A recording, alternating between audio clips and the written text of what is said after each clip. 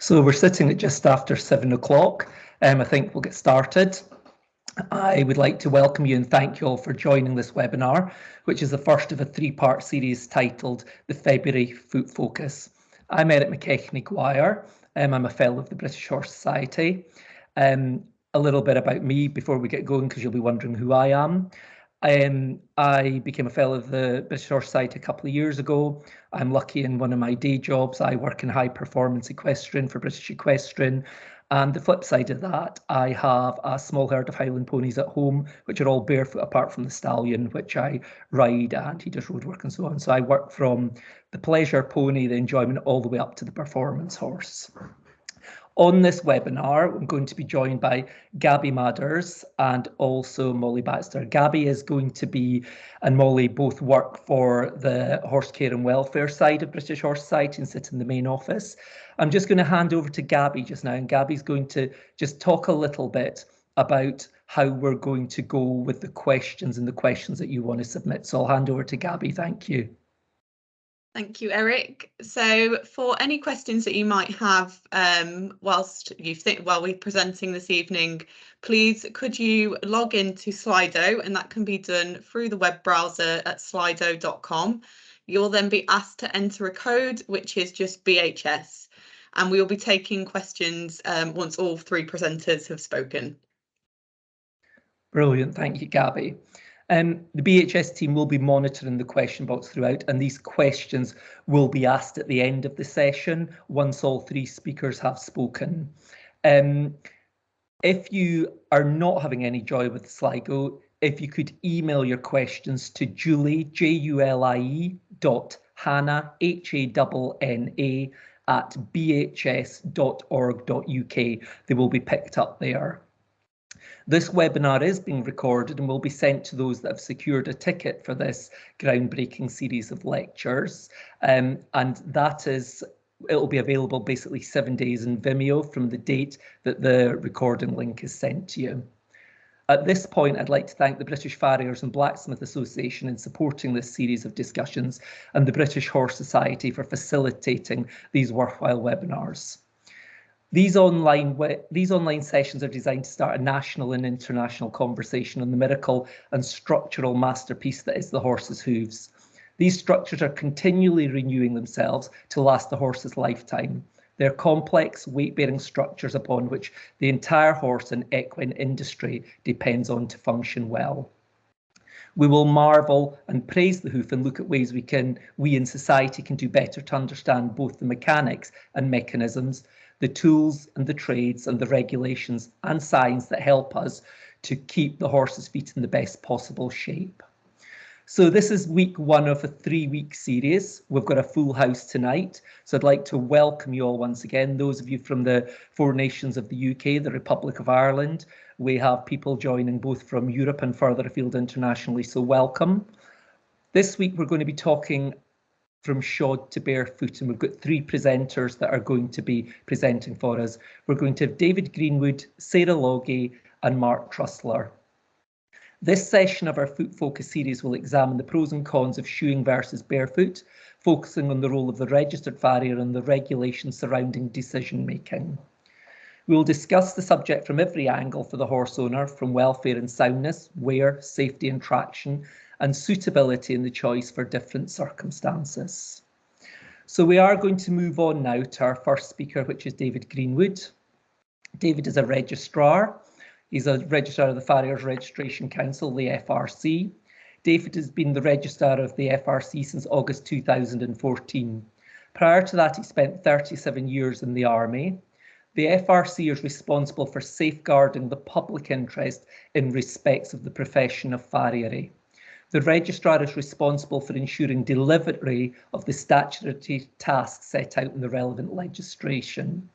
These tasks include maintenance of a register of those who may practice farriery lawfully in Great Britain, approval of courses of training, qualifications and training institutions, investigations of any matter where a registrant is liable to have their name removed from the register, and the conduct of disciplinary hearings to investigate such complaints. So I'd like to pass over to David, who's going to kickstart tonight's session off, and I'm really looking forward to what he's got to say. So thank you very much, David. Thanks, Eric. Good evening, and good evening to everybody joining us this evening, both at home and overseas. In addition to that introduction, I would say, perhaps obviously, that I'm not a veterinary surgeon, I'm not a veterinary nurse, I'm not a farrier, and I'm not a horse owner. So I don't class myself as sitting in any of those camps where there may be particular views or interests. I'm going to talk for about 10 minutes or so. There are no slides, so it's just me talking, but obviously happy to scoop up questions and inquiries after the three presenters have spoken to you. I'm going to talk about the statutory provisions that prevail within Great Britain and how they go to the debate and discussion that's going to take place today and over the next 2 weeks. There's three bits of legislation that are relevant to this. The first is the Veterinary Surgeons Act of 1966. That applies throughout the United Kingdom. The Farriers Registration Act 1975, that applies in Great Britain only. And the Animal Welfare Act of 2006, that applies throughout the UK. Vets, vet nurses and farriers are subject to statutory regulation. All other equine paraprofessionals are not, although they may be part of voluntary regulatory schemes. And if you want a good example of one of those outside the equine ambit, the cattle trimmers, some of you may know, are a self-regulated group. So that's an example of what some paraprofessionals are doing. Just homing in on the Farriers Registration Act then, and what it says and what it doesn't say. Trimming, of course, by itself is not inclusive, but trimming as part of the journey to affixing a shoe or other material or substance that may do the job of a shoe is. And you might say, well, why is that? Is that not illogical if you subscribe to, the journey of farriery, which starts with perhaps the assessment of the condition of the foot, moves through trimming and balancing the foot, and then finally affixing a hoof care solution? Well, it's helpful to turn the clock back nearly 50 years to when this legislation came into being. And it's fair to say that trimmers, as we know them today, did not exist in quite the same form, and certainly not in the same number.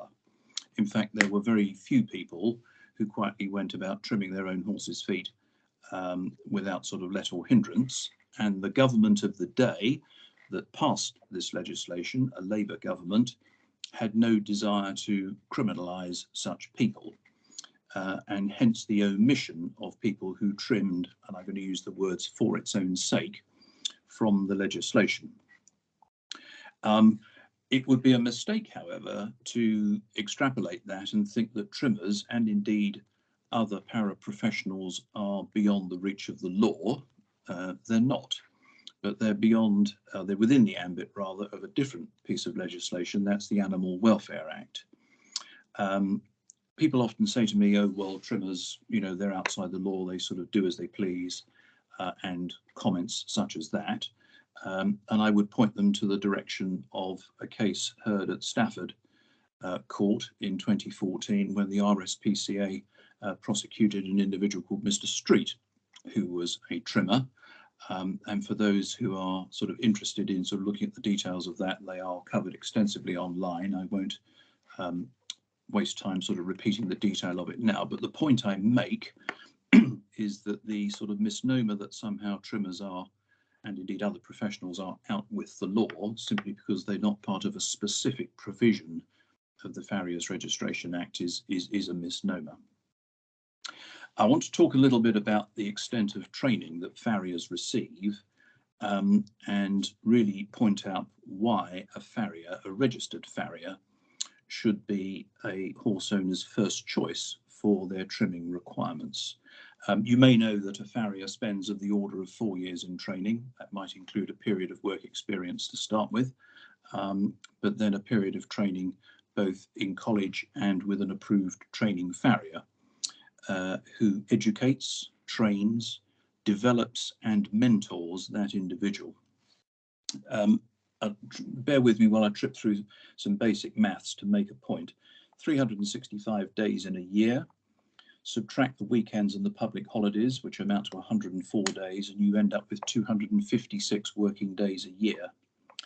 Multiply that across 4 years, you get 1,024 working days per year. We'll assume that the training farrier is a kind and gentle soul who has his apprentice out in the workplace trimming and shoeing 3 days in 5. It's probably a great deal more than that, but for the sake of this illustration, we'll say 60% of the time. That's 614 days over 4 years. And we'll say that this kind and considerate training farrier gets the apprentice to trim and or shoe 6 horses a day. Well, very quickly that gets you to 3,684 trims and shoeings over the course of training. And I offer to you that's rather more than would be achieved by watching a YouTube video or attending a weekend residential course or something similar. So I would offer to you that the key advantage that you have by using a registered farrier to do this is you have a depth of experience, and you also have a degree of assurance. When you use a registered farrier to meet your trimming needs, you have a regulator, the council, to complain to if you are dissatisfied. In other words, you have a means of seeking redress. With an unregulated trimmer, albeit they may be part of a voluntary regulatory scheme, you do not have the statutory backup behind it. So my pitch to you is that if you want assured service to a high standard and peace of mind for the horse owner, and indeed for the horse, although the horse may not know it at the time, then you would certainly wish to give very clear consideration to employing a registered farrier as your trimmer and shoer of first choice. That was a very quick canter through. Those are headline messages, and I think that's probably enough from me. I'm very happy now to, I'm not sure how we're doing this. Am I handing back to Erik or am I handing off to Mark? I'm not sure which. I'm happy to be guided. That's perfect, David. You're handing back to me. Thank you. So I'll thank David for his piece that he's given. As I've sort of said, if you could be using the Sligo app to submit your questions, or to julie.hannah@bhs.org.uk. Something else I didn't touch on in the intro, there have been some odd links going around, so I hope you're all got on with the official link that Julie Hannah sent out to you. So we're now going to hand over to the second of our speakers, and this is Mark Trussler. Mark is a fellow of the Worshipful Company of Farriers, started his training in 1997 in Newmarket with Dr. Simon Curtis, passing the diploma of the Worshipful Company of Farriers WCF in 2001. Most of his work in the earlier years ranged from general riding horses to competition horses. It was shoeing these horses which gained him the experience needed to move on to further training and higher qualifications within farriery, achieving his fellowship in 2016. Mark is an examiner for the Worshipful Company of Farriers, an experienced clinician and lecturer, not only in the UK, but also in Europe and in the USA. So Mark, I'd like to hand over to you now. Thank you very much. Thank you, Erik. Thank you. My thanks also to everyone who is involved in this webinar for inviting me to come and share with you. So I'm going to kind of come at it from a farrier's point of view, obviously, and we'll go through that. I'm going to look at shod and then barefoot, look at different kind of feet, shapes and types, and then other variables that affect the way that feet work. Then we're going to do a bit of anatomy, bit of foot function, which kind of correlates with the anatomy, and then we'll finish with a quick summary before handing on to Sarah. So foot types and shapes, you get all kinds with all kinds of variations. They're a very, very diverse kind of thing that we deal with. But I think if we go very simply to shapes, so if you've got a flat type foot, or if you've got a contracted foot, some feet you get a flare on one side, so that's flat on and then you'll get a contraction on the other, or you might get a collapsed foot like this image on the right hand side, and you can see this foot was barefoot. It'd been shod in the past, it'd been left barefoot, but it's actually collapsed because it hasn't been managed very well. And so the way that you can tell it's collapsed is there's a real bend in the hoof wall. Contracted feet, they kind of struggle to dissipate some forces. They're high impact because often it correlates to the way that the horse moves. And then when you've got flat and long feet, we're talking about how that foot interacts with the ground. And so as if they're already flat and long, do they get flatter and longer, which then puts a lot of strain on the internal structures, and we'll come to that in a minute. So that's one question or one consideration. The next lot of considerations are things like, has your horse had laminitis? And so the effect of that, and you can see here the damaged laminae at the front of this little pony. If this didn't have a shoe on, then how would this part of the hoof stand up to being barefoot? Often this is much, much weaker than the hoof wall, and it's damaged, so it will break away and cause problems that way. And then this horse had struck into itself and split its hoof capsule. So again, you have to consider whether the long-term effects from an injury to the coronary band and the way that the hoof grows, how does that affect the growth of the foot? And by being barefoot, will it improve or will it have a negative effect? And so with all of these things, it's all about, will you improve the foot by going barefoot, or will you potentially exacerbate an already existing problem? So other variables that I often discuss with clients if they want to go from shod to barefoot would be, what kind of work is the horse in? So is it competing? Is it a happy hacker being ridden once a week? Or is it at the other extreme, is it retired and in a field? Again, another question that you then have to think about is, if it's in some kind of work, what's the ground like that it's being ridden on? Is it being ridden on a competition surface? Is it being ridden on like a forest track with hardcore type 1, hardcore compacted, or is it on a turnout field of grass and mud? So again, they all have an impact on the way that the foot is kind of loaded and compressed from above and below. So we'll come on to that a little bit more detail in a minute. And then the other consideration is, does your horse have any obvious conformational weaknesses? And you can see, if we dropped a straight line through this leg, that hoof capsule is not sat squarely underneath the leg. So it generally creates an imbalance, particularly medialaterally in that foot. Would that improve being barefoot, or would it become more of a problem? And again, postural adaptations in horses. You can see this horse is stood underneath himself. His center of mass is here, and he's trying to support that. He's tight through his back, hollowed out below and in front of his withers. And generally, what happens with horses like this is they load very heavily into the back of their feet. Is that horse going to be able to kind of maintain his posture as he is barefoot, or is he going to be worse? Or is he actually going to improve? And these are all different things that you have to consider, along with the foot type and conformation. So if we're going for a barefoot foot, I'm going to just use this image, and then we're going to kind of imagine we've cut through it, and we can see inside. So you have P1, P2, P3, or long pastern, short pastern, and then distal sesamoid is another name that we use. And then you've got your navicular bone.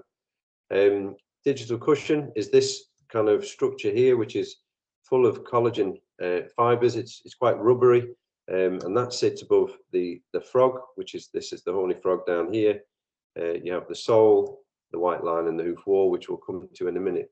And you can see these red arrows are put on here to show you the blood flow in and around the foot, and you have a huge network of arteries and flesh-like structures called coriums, which is where the hoof capsule, the horn, grows from.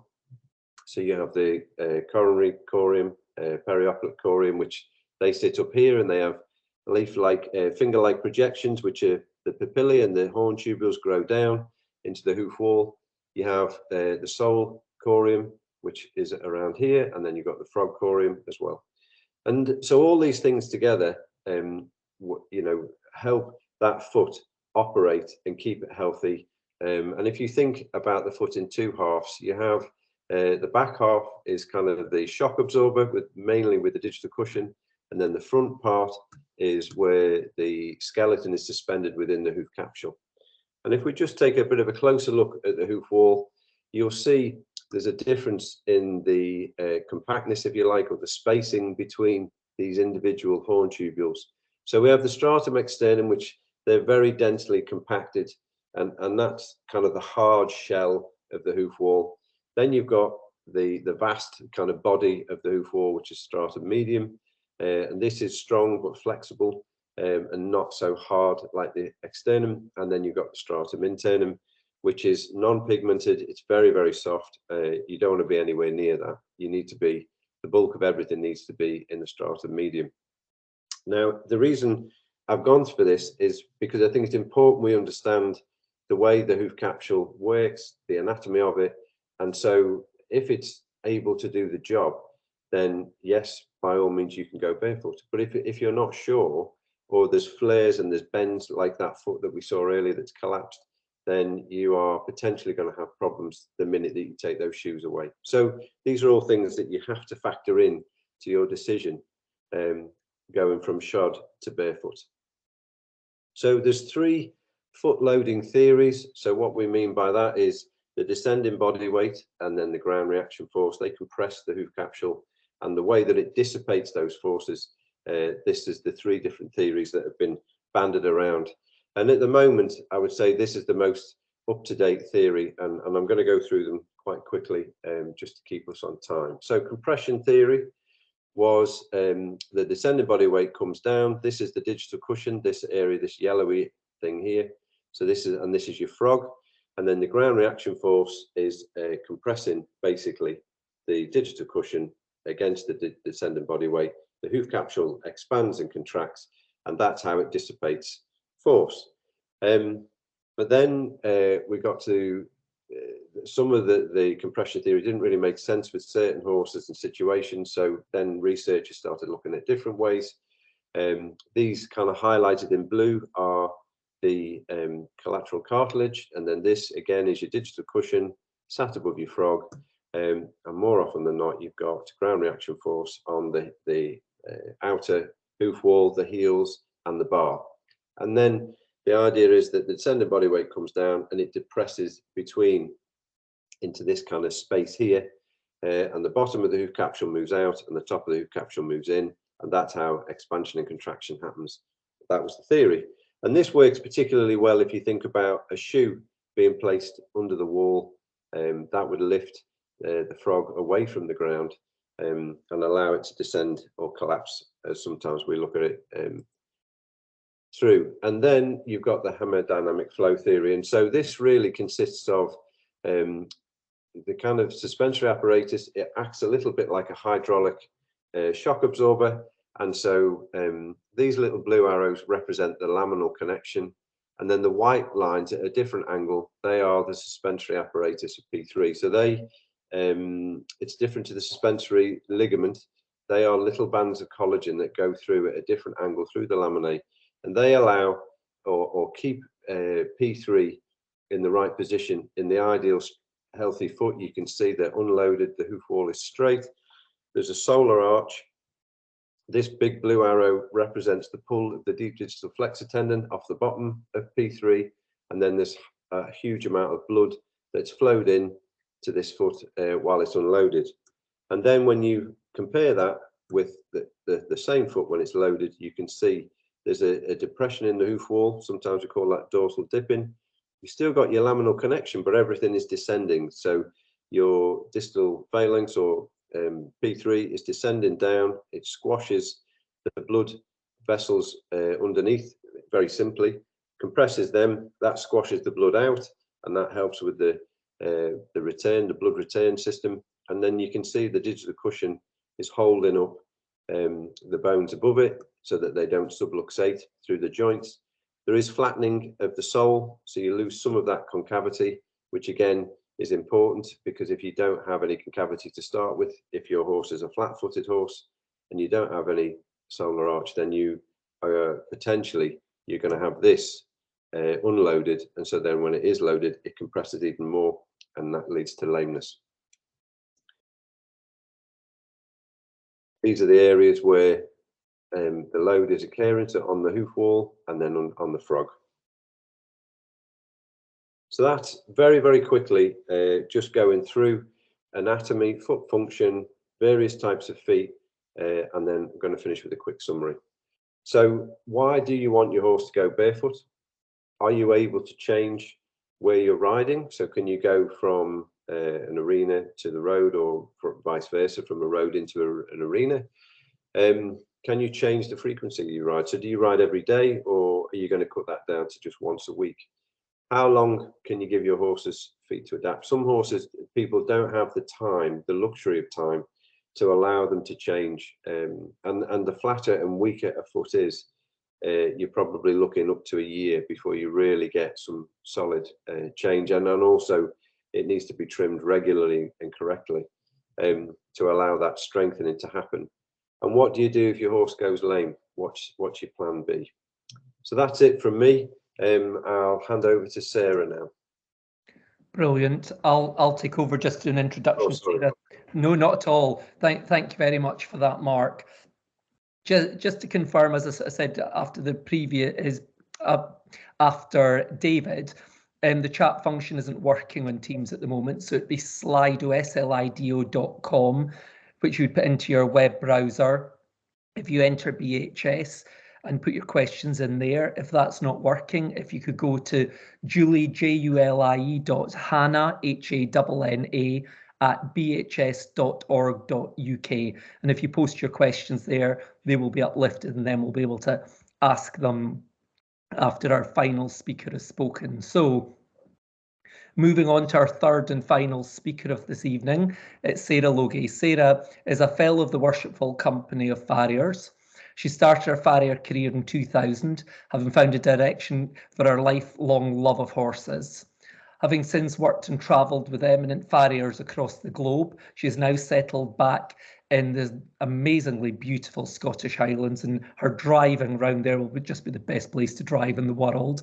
She trims and shoes a wide range of equines, as well as tutoring farriers for their associate's exam.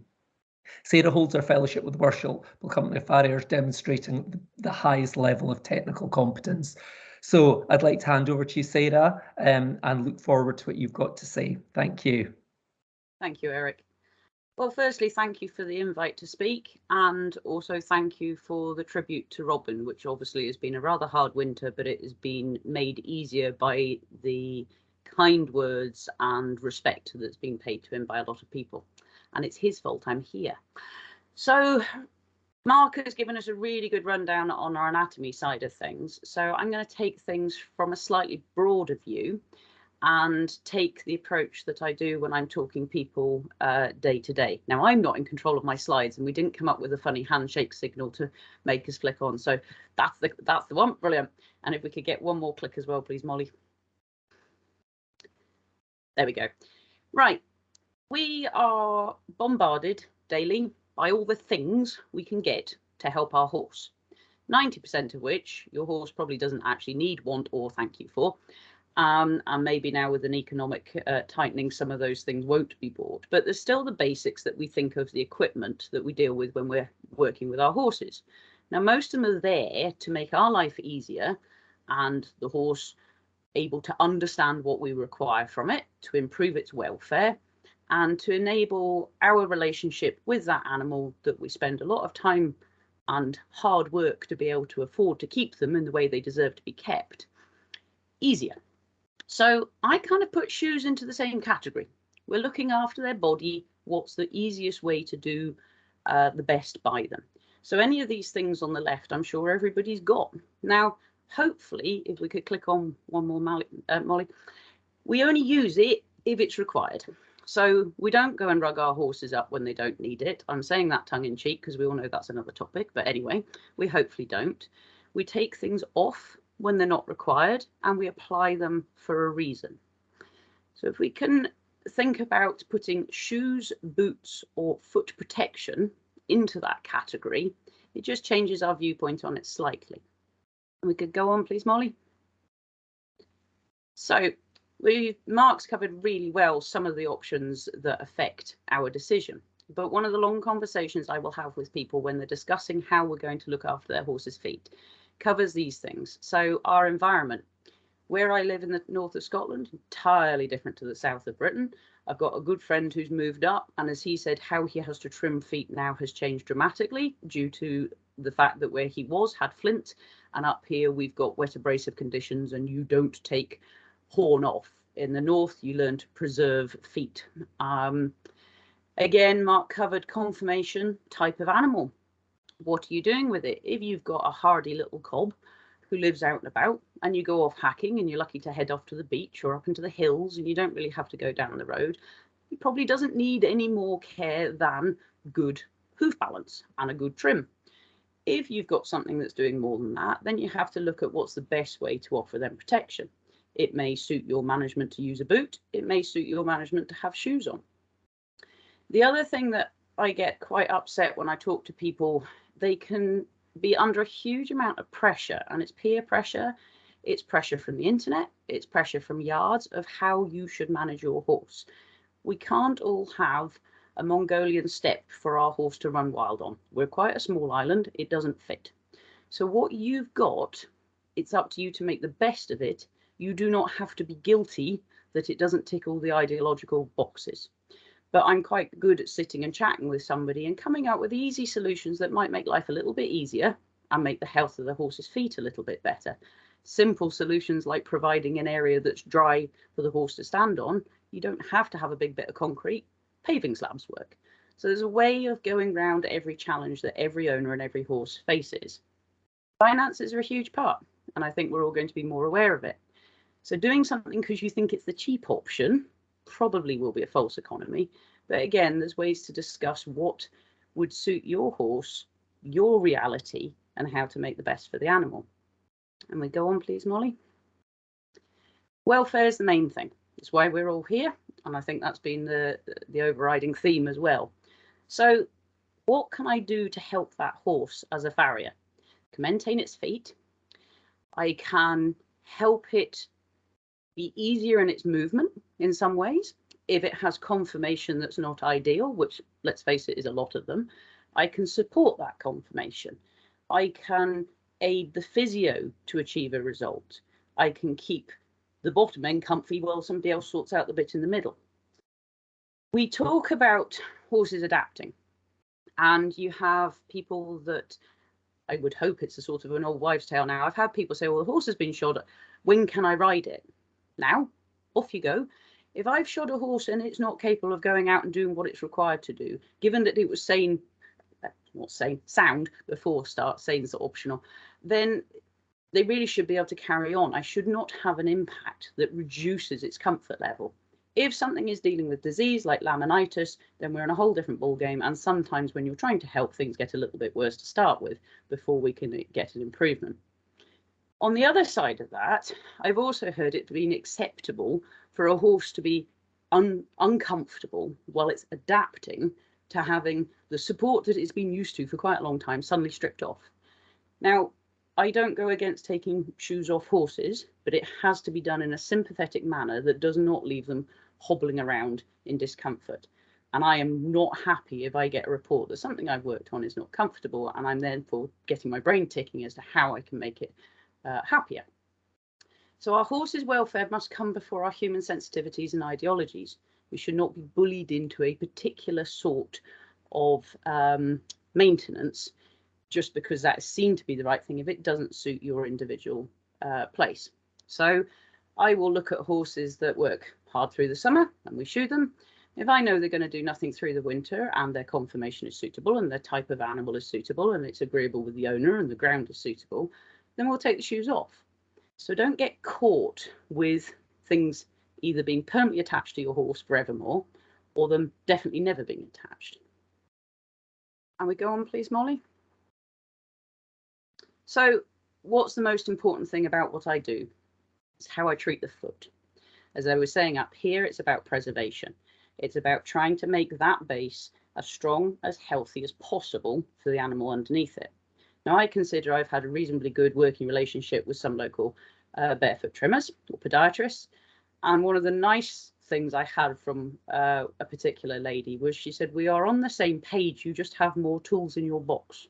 So when things go wrong, I have a larger first aid kit. And that's effectively what it's about. So I can help that horse cope with its conformation, cope better with its environment, cope better with its job. But still looking after that foot, respecting the horn growth, respecting its anatomy is the most important thing of what I do. Whether I then protect it with a shoe or advise a boot or say you need nothing is up to the individual circumstances. One more, Molly. So this is a little case study because I think this particular little horse demonstrates perfectly the feel I have about no one rule suits any horse all its life. This is a little horse is known as Reg. He is the pocket rocket. I first met him in 2018 and he was a very unhappy, very unsparky pony. He had been kept barefoot, he'd been worked barefoot, that was not a problem, attended to by a farrier, there was no issues. He has a conformational challenge on this particular limb, and between a slight imbalance, environmental changes, particularly wet winter, he ended up with gravel runs down the outside of his foot. Now that's where gravel works into the white line of the foot. You then also get bacterial invasion and you get something called seedy toe, which if any of you have suffered hearing me before have probably heard about it. As a result of this, to try and deal with it, the farrier had protected the bottom of the foot with a shoe and tried to repack the area that had been infected. The problem with this was that the infection actually got quite extensive. The pedal bone was destabilized within the foot because of lack of attachment, and he was lame. Cue, I met him at the vet's. So my goal at this point was to restore hoof balance, make him comfortable, protect and treat the area that had been infected. Go on, please, Molly. So the foot was before, and this is the after. So that's how far the area had become infected. That's how destabilized it was. Now, to clear that area out to treat it without putting anything on the bottom of the foot would have been wrong, in my opinion, in that he would not have had the support for where the missing hoof capsule was, and it allowed me to apply a treatment that could stay there while he grew foot. Go on one more, please. So this was over 4 shoeings. So we went from the first time I met him on the left, 4 shoeings later, we've got the foot trimmed out. The white bit that you can see at the right is just the remains of the plastic, but the horn there is solid. He was sound, quite happy. Now, at this point, we've gone back to a happy starting place. We've got a foot where we want it. It's solid, it's sound. So we took the shoes off because he didn't need them before there was a problem. We've solved the problem. Now we'll take them back off again. And he does a fair bit of work. He wasn't a pet in a field, he works. And the owner had a pair of boots that if she was having to do a particular lot of work on the road, then she would use the boots, but otherwise he was barefoot. And then if we go on again, then his luck ran out again. In 2019, he turned up absolutely hopping lame, and to be fair, he had logically been thought it was an abscess, but that hadn't come to anything, and the next stop was let's have an x-ray and see what's going on. So he had a little fracture of his pedal bone. So is this more likely because he was shod or not? Probably not. I think it was just purely bad luck. I think he just likes his owner to worry about him. So at this point, we've now got another issue that needs help. So the result of that was a heart bar with a continuous rim, and we packed up. We effectively completely immobilized that foot and allowed that bone to heal. That went to plan, which was great, and we took the shoes back off again, solved the problem, go back to where we were, and that was January 2020. And then if we go on again, so that's him back competing. Now, one of the nicest things is that he goes around competitions and while everybody's worrying about studs, his owner chuckles and says, well, I haven't got shoes to put them in, so I don't need them. And he is a happier horse going the way he knows without shoes. But there has been times he would have been very, very unhappy without them, and the shoes have put a smile back on his face, got him comfortable, kept him fit, kept his welfare at a maximum. So again, we don't have to be stuck in our ideas. Shoes are a really useful tool to maintain a horse and its feet, and hopefully it just helps you look at things a slightly different route. So that's my slightly grey approach on a black and white subject. And thank you, Molly. I think that's the last slide next. Thank you very much. That's brilliant. Thank you very much for that, Sarah. I think we've all fallen in love with Reg now. What I'd like to just thank all three speakers for what they've given so far. If the speakers would like to turn their screens back on, please. Brilliant. We've also had Gabby join us. It's good to see you, and Molly as well. Yeah, that was brilliant. Some real good information in there. If you don't mind, chaps and ladies, I'd like to ask each of a question before I hand over to Gabby and Molly, who've actually been sifting through what I would deem would be a lot of questions that have come in, and then they will then post the questions to the panelists. Starting with you, David. The ideal place, 20 years' time, where would you like to see the FRC? You're still on mute. You're on mute, David. Yeah, some people prefer me that way.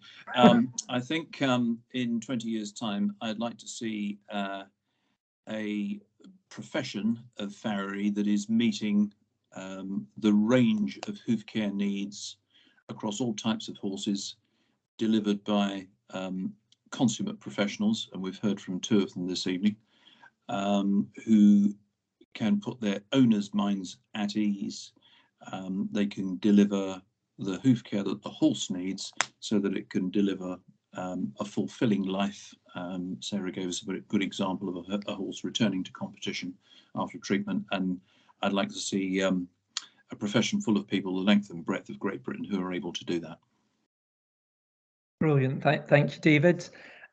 Mark, this is for my own clarification. You talked about the shoe lifting the frog and allowing more frog drop. Were you saying that in a positive way, that it gave more room for frog drop? Or, because from my understanding, we always wanted contact with the frog to the ground to help the plantar cushion or digital cushion to help as much with the blood supply to go back up the leg. So it's purely to my own personal interest. Thank you. Yeah, no, it's a good point. And yes, ideally, I think when you're talking about barefoot, you are getting direct contact usually. It's not always the case, but you get more frog contact. And by having a shoe around the perimeter, it can lead to a slight negative of the foot collapsing, if you like, through. Now, obviously, that depends on the surface that you're on. Something hard like a tarmac road, then that frog could be raised away from the ground quite a bit, and so it would reduce the foot's natural ability to absorb concussion. So in that sense, it's a negative. But I think now a lot of the shoe manufacturers, they're trying to reduce the thickness of shoes and go wider. So they tend to be, the options are around, you can get 12 mil on the bigger shoes, but usually it's 10. Most farriers, I think, now are going for 8 mil shoes. And the frogs usually are about in touch with the ground. So anything soft, then it balls up into the bottom of the foot and it kind of brings the frog back into play. Brilliant. Thank you for that clarification, Mark. Sarah, first of all, I love how you treated Reg as an individual. You know, what was best for him didn't always necessarily fit the mainstream, but boy, it certainly seems to work. And obviously he's travelled the country a bit with the iconic background of which he was jumping at. You mentioned about balance changes, and when you shoe a horse that you would expect it to be able to work straight away. What about those horses that get a bit footy, they get a bit foot sore, or you've had to make quite a dramatic change in a performance horse? Would you still say they would go straight to worker, would you prescribe that they may need a couple of light days or stand in their stable day one and then light worker? Would it be that you'd expect to be a one rule fits all? No, definitely not the one rule. When you've got something that, if it's great when you see it, then there shouldn't be a change. If there is something you are dealing with, a bit like us, if I go into the chiropractor and say I've got a tight sore shoulder and I have a treatment, if I think I'm going to be 100% the next day, then I'm delusional. So we should actually think about the same with our horses. So if I've done something dramatic because there's an issue that we're trying to help, not only do I want the backup of a body worker, because horses are amazing compensators, because if you don't compensate, well, you get eaten, so they survive. They will put up with an awful lot. So if I've made a change, if it's a change I think is for the better, I will always say to an owner, I've done this. I hope that you will feel that the horse has got more engagement, or it's got more power behind, or he's lighter in front. Let me know. But it may take the horse a while to adjust. So it may not feel any different the next day. It might feel slightly better the day after that. It might feel great a week later. So we have to think about the whole horse. We have to think about its whole body. A bit like if you changed a saddle from a horse that had a sore back and put one on that fits brilliantly, well, the back isn't suddenly not sore the next day. It's less uncomfortable. So yes, it's always an individual case, and I talk probably the ears off my owners as I go through it each with their individual horses. Brilliant. Thank you, Sarah. What I'm going to do now is I'm going to hand over to Gabby and Molly. They've been collating the questions, so they are going to direct the questions which have come in, because I don't have access to them because the chat function is down on Teams. So Gabby, I'll pass over to you, and if you pass over to me, back over to me when you're completed. Thank you.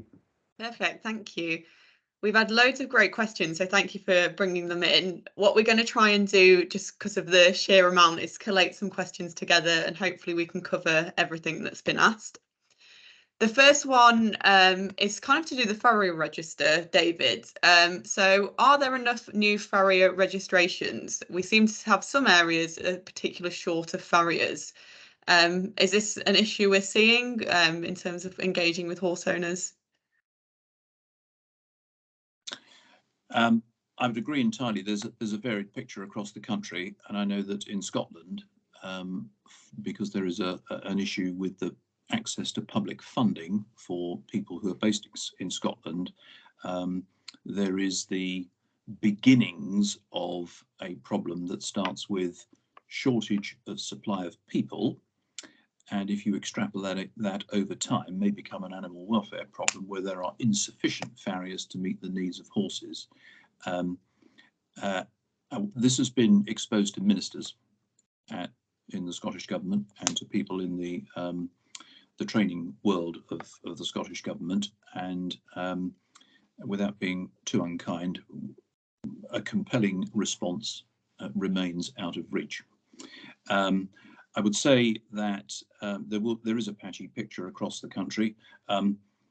What we're particularly keen to see is the next set of data on the head of horse population, because of course farriers exist, don't they, to meet the needs of the horse population at particular intervals, and that will give us a better feel for what the trajectory is. Certainly the last two sets of data that we looked at from Beta over the last two indices, and we were down to about 840,000 across the UK.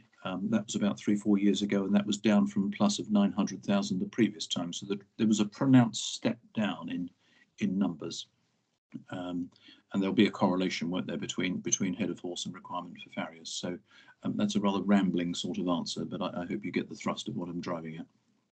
No, that's definitely helpful. Thank you. So we have another question. I think this one's aimed more towards Sarah or Mark. So for a laminitic horse, are there instances where it's better to reduce inflammation by applying a boot rather than nailing on shoes?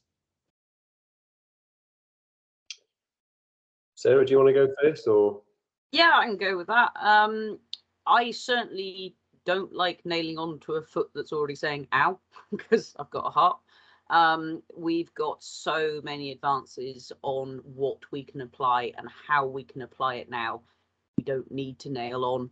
We can glue, we can cast, we can use screws with clogs, farrier has moved on dramatically in its options in the last 20 years, I would say, and maybe even 10.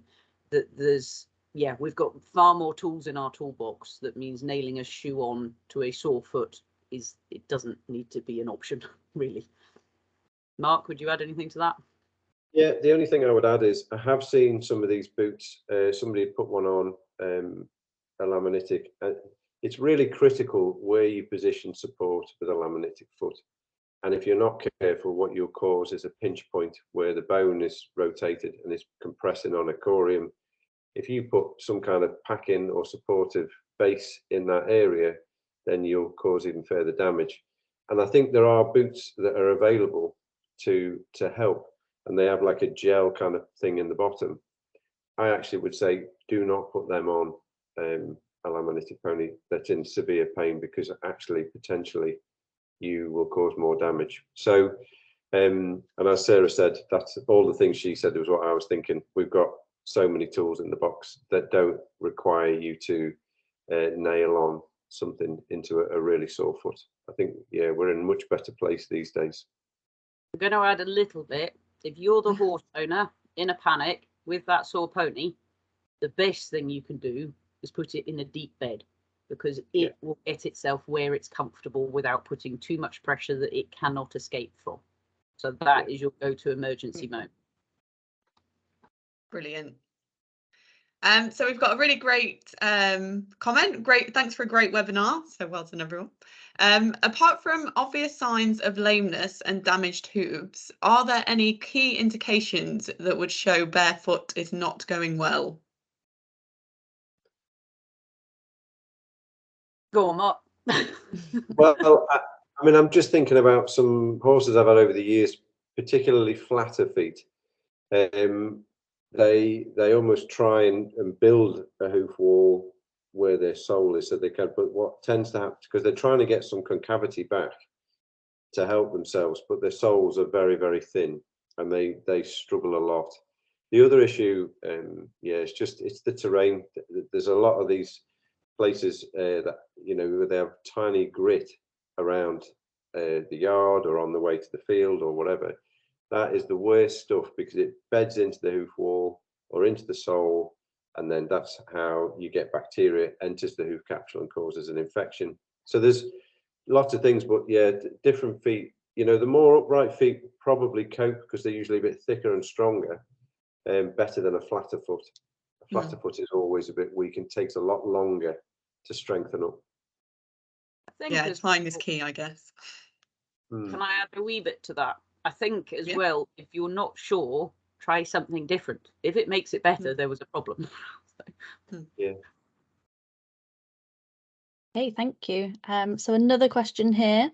Why is putting a hard material such as steel better for the anatomy in some cases? Would it be better to use rubber, plastic, etc.?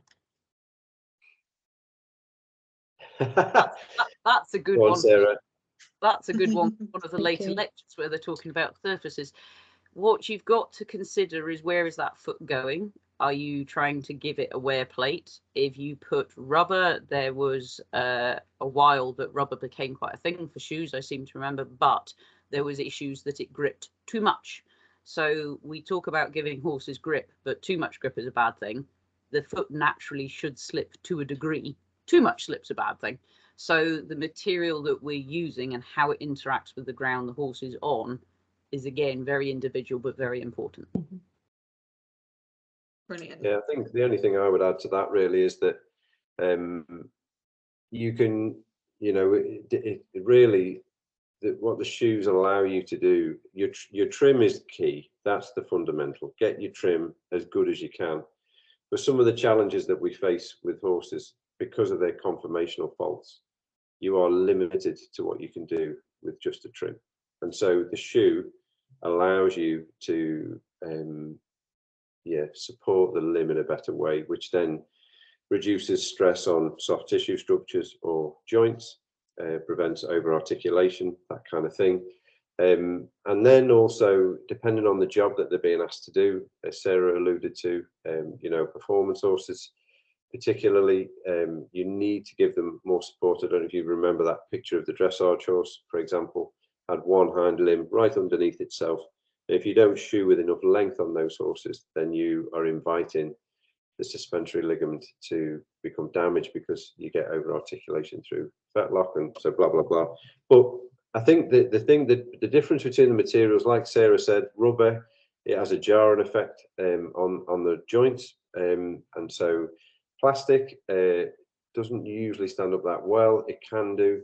A lot of these alternative things were kind of designed, I think, for the racing industry primarily, but they're on for such a short period of time compared to a steel shoe. So that's my take on it.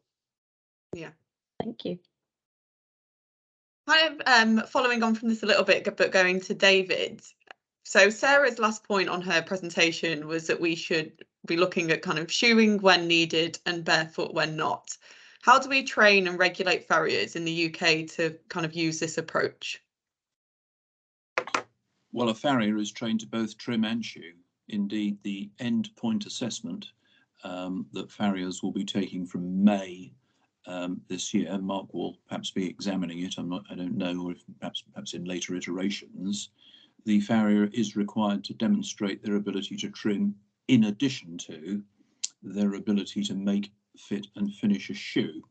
That's it within the practical exam. And of course, they have an extensive theoretical examination of all matters knowledge related to do with the structures and some of the issues that we've heard about today. So there's no complacency in this answer, but we're actually doing it already. Brilliant. Another question aimed for Sarah or Mark. What would you consider to be a lot of road work, i.e. how much time on the roads per week would you consider a lot or a little? That's a tricky one. Yeah. Individual. I mean, to me, a horse in hard work is going out 6 days a week for more than 20 minutes. Don't see many of them. Most of the horses I see are maybe 3-4 times a week, some less. So if they're going out on a road and they're riding the entire time on the road and they're coming back, that amount of minutes on the road, bearing in mind our roads are different depending where you are in the country. We have a granite topping, which is about the hardest stone you can get and will wear tyres out and shoes out faster than anything else. So it will wear feet out faster. You go to other parts of the country, they've got soft asphalt and the horse's feet dent the roads when it's hot. So I know I haven't answered that, but it's one of those depends how long's a piece of string, which I'll ask Mark to answer. I haven't got anything to add. I think you did it beautifully. Well done, Sarah. Thank you. Okay. So kind of leading on from roadwork a little bit. So they were recommended roadwork that would help to harden off the sole. Is that not the case? I rode 4 to 5 times a week, 100% roadwork. Go on, Mark. Sorry, was the question saying, or were they? So they were recommended that it would harden off the sole. Is this the case, basically? I mean, it really is down to the individual horse, the foot conformation, things like that. If you've got a real flat, weak foot, it won't harden off the sole by wearing it away. So, yeah, I don't really know how to answer that clearly because I don't think it's very individual. And I think this is where, going back to one of the questions earlier, you know, it has to be a conversation between the client, the farrier as a professional, and then you bring it together. And sometimes you say, well, we have to just try and see. That's where we've got to. You know, you can't always give a definitive yes, it'll be fine, or no, it won't. And a lot of the time you then say, let's try it. And that's, I think, as David was saying as well, you know, our training, that's what we're trained to do, is to be able to offer an opinion, offer an option, and then, you know, we try. But also, if that doesn't work, we have a solution or a plan B that we can offer. I don't think you can say, yeah, it'll harden the sole off. That whoever has advised that in that situation, it may well work, but that's not my experience generally. That almost sounds like it's been adapted from hardening legs and tendons off. And the only reason I think that it hardens anything is that it's presumably drier than riding through the mud.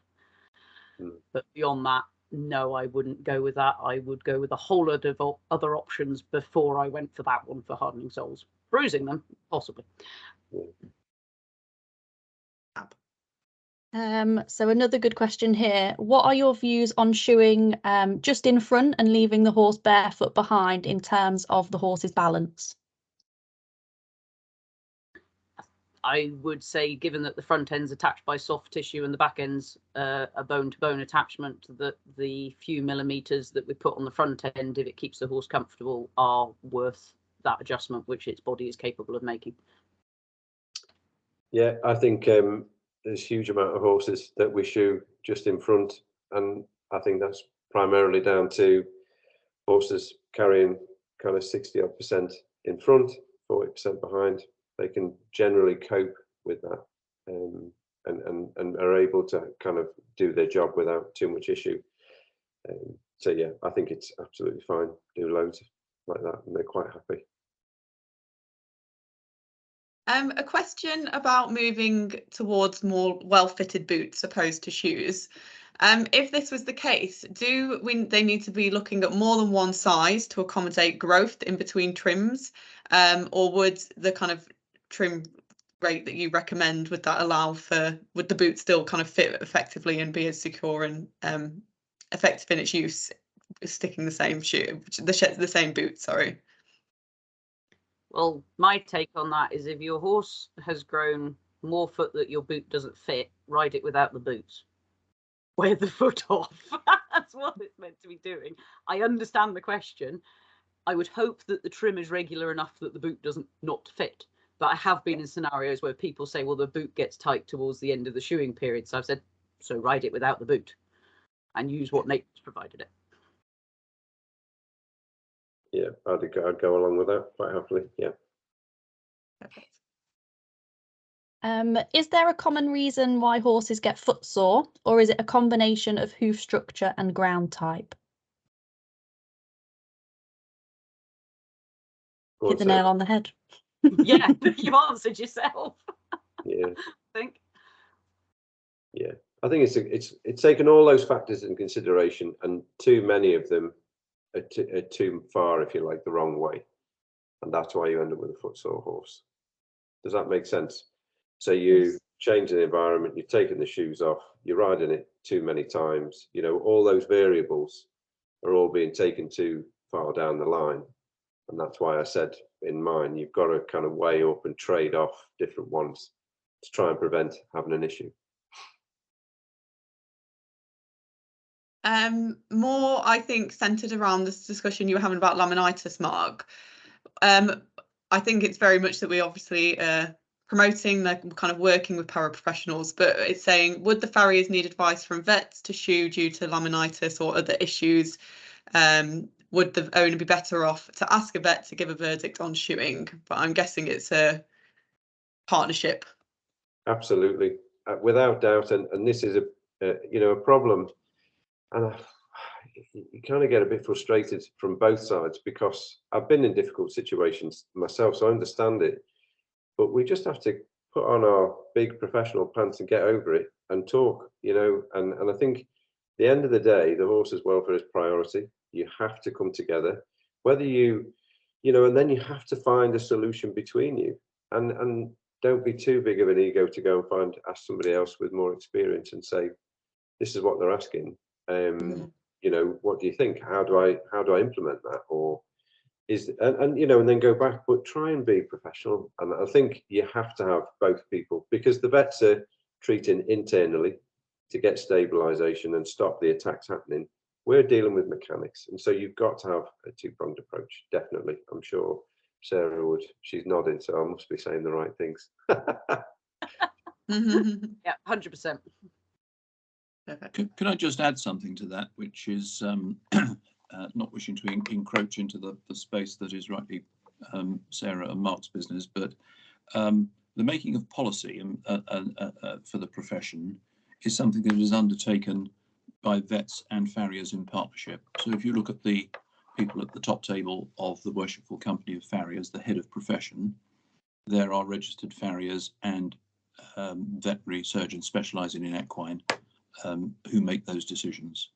And the organisation I work for, the Farriers Registration Council, is very well supported by, we currently have 3 veterinary surgeons specialising in equines and 7 registered farriers. So it, whilst at the tactical level on the ground, everything that Mark and Sarah, amen to that, but just understand that works at a higher level in terms of policy making as well for the greater good of the animal. Just thought that might be helpful. Thank you, David. Just seeing if there's any more questions come in. I've got a few over from email, so I'll just have a quick scoot across. So we've had one, here it is. There seems to be a feeling amongst some riders or owners that if you don't try your horse being barefoot, you're not allowing their feet to be the best they can be. Is there ever a reason, if a horse is shod correctly, performing well and staying sound, for them to go barefoot?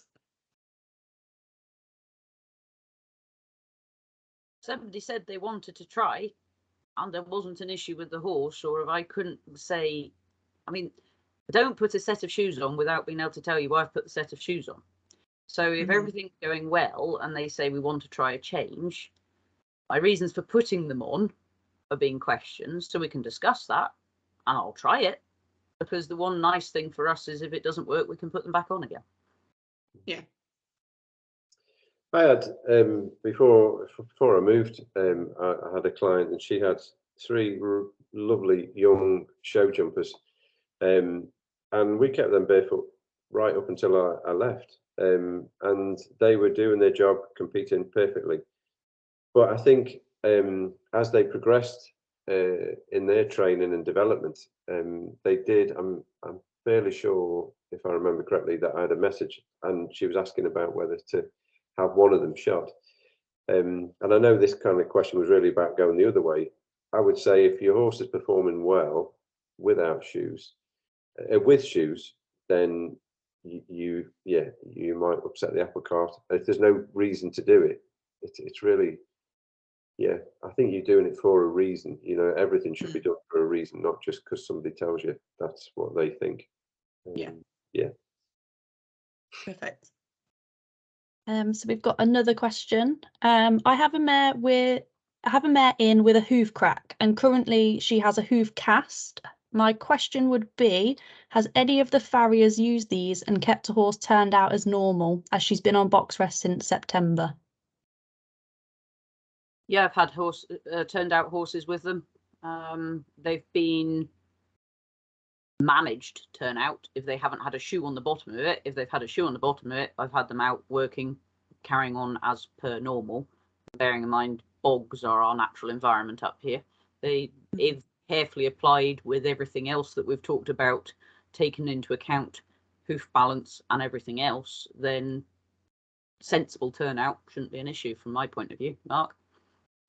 Yeah, the only thing with the casts with turnout is they can wear through the bottom of them if it's particularly hard ground. They're not, they're brilliant around the hoof wall, but on the bottom they won't last very long, so they will wear through it quite quickly. So really, you probably, if you're looking for turnout, then it's probably a case of a shoe on the bottom and the cast around the hoof wall. But they're great bit of kit. The cast, they do a really good job. Yeah, perfect. One question around the kind of mechanics of the hoof. Does the application of a shoe limit the mechanics of the hoof itself? What does the farrier profession think of this? I think I know where On this your is. hands.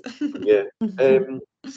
There's a lot of chat about a steel shoe being very rigid and restricting the hoof.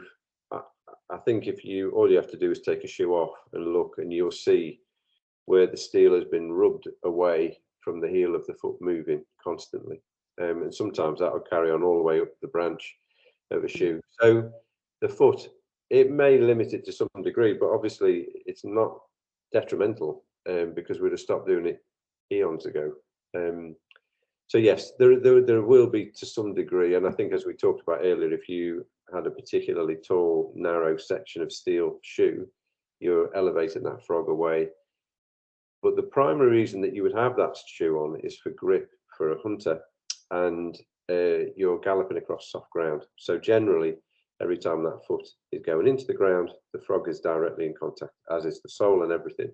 So you have to really think about the whole thing. I think some shoes, if they're applied incorrectly, then they will kind of help or cause a foot to contract or become distorted. But then you can also help feet that are distorted by positioning a shoe in the right place to centralize. And this is a real like throwaway comment, but you're centralizing the load. Essentially, what you're trying to do is create a symmetrical base for that leg and foot to go onto. That then redistributes the load more equally around the hoof, which causes it to grow in a much more balanced way. So that's my take on it. Sarah, will have anything to add? Yeah, I would go, yes, there is an effect, but if we're creating more positive effects, then a minor negative effect is outweighed. Again, it's this pros and cons, cause and effect. Yes, I would say a foot does not function in exactly the same way as an unshod foot, but is it a healthy foot? What's it doing? It's throwing all these questions into it, which is to do with having domesticated horses. So there's a lot more to it. So yeah, I'll follow up with Mark on that. Yeah. Another question here. Can a horse with navicular disease go barefoot on their hind feet, or would this impact the forefeet? You want to start, Sarah? I think my take on that, if the horse's hind feet are comfortable, then it's not going to have a negative effect on the front feet. Normally with a horse with a navicular, there is greater issues going on through its whole body, so you'd want to look very closely that the back end isn't related to the issues that cause the navicular, because if it is, then you need to be tackling that as well. We can't look at one end of the horse and ignore the other end. So that's a loaded question in my bit. I would have this in front of me and have a deep, long discussion about it before I would give a yes or no. Yeah, I think that's a really good answer. You know, it's about shoeing horses, understanding them as a whole unit, not just a front end or a back end. And you know, as Sarah's just said, if the back end of the horse is not right anyway, then it will be more on its forehand, and that will lead to or exacerbate some of the problems that it's already got. So you'd have to weigh up whether removing the shoes at the back would exacerbate the problem or actually help, and that's really a case by case, you know, situation really. Perfect. So we're kind of going to move on to nutrition now a little bit. So we've had lots of great discussion on anatomy and conformation, but just looking at the diet, does that impact our horses' feet, and how much importance should we place on diet when successfully transitioning to barefoot? Go on, Mark. Okay, I think that the greatest thing that affects the rate of growth is age in the horse from research. So diet can, I think, sometimes improve stuff, but in my experience, it doesn't seem to make a huge difference, if I'm honest. But I don't know. I'm a bit limited on this because most of the horses, you know, that are in a lot of regular work, they're well managed, and their diet, they're getting very specific diets anyway, and they do grow a lot of foot. And they can be even older horses; they're still growing plenty of foot. But I think most horses do pretty well. They just kind of go up and down with the seasons a little bit. That's yeah, a bit vague on that, I'm afraid. But go on, Sarah, you will enlighten us. I think I see more issues with feed being overcomplicated and oversubscribed. And the effect that has on feet is far worse than something that doesn't get quite exactly what it's meant to. I think diet is important, But if I've got something that I feel the horn should be better because I'm looking at the type of animal and the type of environment and thinking, why isn't this good? Then I don't mind putting my hand up and saying, I'm not a nutritionalist. Go and talk to somebody where it's their field of their specialist field. Okay, yeah, perfect. Always advocate for working for the professional, definitely in the certain area. So just to round things up really on a nice end, going back to David, really hopefully it's been answered throughout the webinar, but we've had a couple questions on why a farrier would be first choice over a trimmer. Can we kind of, I think we've answered it really throughout, but if you've had like to round up what we've kind of discussed and kind of the importance of working with a farrier. Well, I think I gave you a little walk through some basic maths as to the extent of the training that's taken place in delivering every registered farrier onto the register and out there treating the horses the length and breadth of the country. And you've had something of a sort of tour de force, a bit of an exemplar show from two professionals who are at the absolute top of their profession, who've handled all the inquiries this evening in a very adroit way, and perhaps they're our best advertisement for the profession. I would say that you know, your viewers who are horse owners should engage in depth with your farrier, talk to them about your horse. They are a sort of walking encyclopedia. I'm continually blown away by the extent of their knowledge of anatomy and the range of solutions and ideas they can offer. And I would encourage horse owners to take the time to talk to the farrier and when you're thinking of some of the issues that we've had kicking around this evening, and really just talk about the different options and access the knowledge they have. They'll be very pleased to help and advise. Excellent. I think that's us on questions, Eric. We've had a good broad depth of kind of areas covered, I think. Mark and Sarah, well done, and David. I think from the questions that were posted, it shows sort of the engagement that we've had from everybody that's been with us this evening, which is great. And I think it's provoked us all to think about shoes on or shoes off, the pluses, the minuses of it. It's not all bad, it's not all good. But I think hopefully what it will actually provoke in people is actually who is it that's pitching up in the van or the pickup to actually do the work, because actually you want to invest in the best. I know how much we rate our equine friends and how much we do for them. So I know personally I get the best people that I have access to do them, be it's farrier, veterinary, whoever. So I think we're all the same for that. Our equine friends come first, which is brilliant. So I think we need a huge thank you both to David Greenwood, Mark Trussler and Sarah Logie for what they've presented us with this evening, which has actually only been a tiny snapshot. They've had just about 10 minutes each, and it's provoked all these questions, which has just been brilliant. So there's a lot of people's brains who've hopefully been stimulated by what we've covered this evening. I'd also like to thank Gabby and Molly as well for being brilliant co-hosts with the question. You've done a brilliant job. Next week, same time, same place, is the second of the series, and it's keeping feet in great shape. That's with Sarah Brown and Mark Johnson. You know, I'm looking forward to another night to live information, you know, on the biomechanical marvel, which is the horse's hoof. When I last spoke to Gabby, there were still some tickets available. Tonight was a sellout. I am aware of that. But if you haven't got your ticket for next week, I suggest you get onto it because there weren't very many left.